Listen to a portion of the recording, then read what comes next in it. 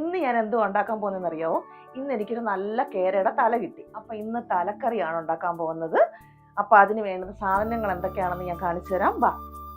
തലക്കറി ഉണ്ടാക്കാൻ വേണ്ടിയിട്ട് നമുക്ക് ആദ്യം ഒരു മസാലക്കൂട്ട് തയ്യാറാക്കി വെക്കണം. ഇത് മുളക് പൊടി, കുരുമുളക് പൊടി, ഉലുവാപ്പൊടി, മഞ്ഞപ്പൊടി, ഇത് നാലും കൂടെ ഞാനൊന്ന് വറുത്ത് വെച്ചേക്കുകയാണ്. ഇതിനകത്ത് ഞാൻ മല്ലിപ്പൊടി ചേർക്കുന്നില്ല. മല്ലിപ്പൊടി ചേർത്താൽ ചിലപ്പം കറി പെട്ടെന്ന് വളിച്ചു പോകാൻ ചാൻസ് ഉണ്ട്. അതുകൊണ്ടാണേ. നമുക്കിതിന് വേണ്ട സാധനങ്ങൾ: കറിവേപ്പില, കടുക്, ഉലുവ പൊട്ടിക്കണം, പിന്നെ ചെറിയ ഉള്ളി, വെളുത്തുള്ളി, ഇഞ്ചി, പച്ചമുളക്, തക്കാളി. പിന്നെ വേണ്ടത് പുളിയും ഉപ്പും കൂടെ ഞാൻ ഇതിനകത്ത് ഇട്ട് വെച്ചേക്കുവാണേ. പിന്നെ വെള്ളം. ഇത്രയും സാധനങ്ങളാണ് നമുക്കിതിന് വേണ്ടത്.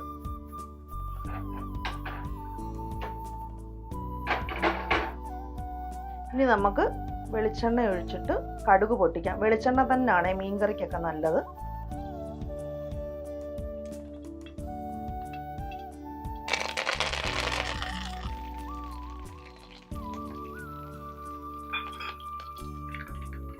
അപ്പം നമ്മുടെ വെളിച്ചെണ്ണയ്ക്കകത്ത് കടുക്, ഉലുവയൊക്കെ നന്നായിട്ട് പൊട്ടി കറിവേപ്പിലയൊക്കെ നല്ല മൂത്ത് വരുന്നുണ്ട്. ഇനി നമ്മുടെ ഉള്ളിയും ഇഞ്ചി, പച്ചമുളക്, വെളുത്തുള്ളിയൊക്കെ നന്നായിട്ട് വഴറ്റിയെടുക്കണം. ഇത് നല്ല വെള്ളം വഴറ്റിയെടുക്കണം. ഇത് ഇപ്പം നമ്മുടെ വെളുത്തുള്ളി, ഇഞ്ചിയുടെയൊക്കെ പച്ചച്ചുവ നന്നായിട്ട് മാറിയിട്ടുണ്ട്. അത്യാവശ്യം നല്ലതായിട്ടൊന്ന് മൂത്ത് വന്നിട്ടുണ്ട്. ഇനി നമുക്കിതിനകത്ത് നമ്മുടെ പൊടി ചേർക്കണം.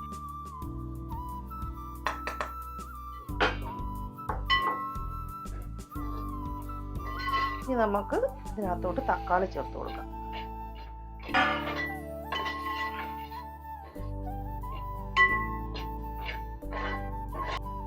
ഇനി നമുക്ക് പുളിവെള്ളം ചേർക്കാം. ഞാൻ ഇതിനകത്ത് ഉപ്പും ചേർത്തിട്ടുണ്ട്.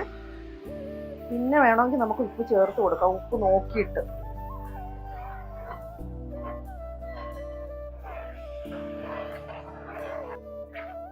ഇനി നമുക്ക് ഇതിനകത്തോട്ട് ആവശ്യത്തിന് വെള്ളവും കൂടെ ചേർത്ത് കൊടുക്കാം.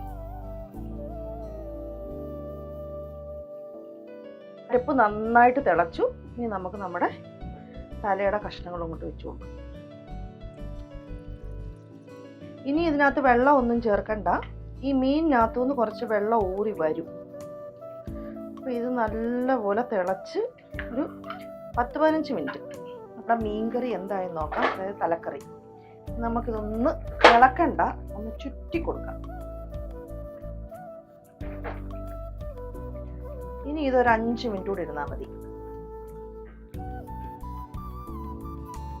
അപ്പൊ നമ്മുടെ തലക്കറി റെഡി ആയിട്ടുണ്ട്.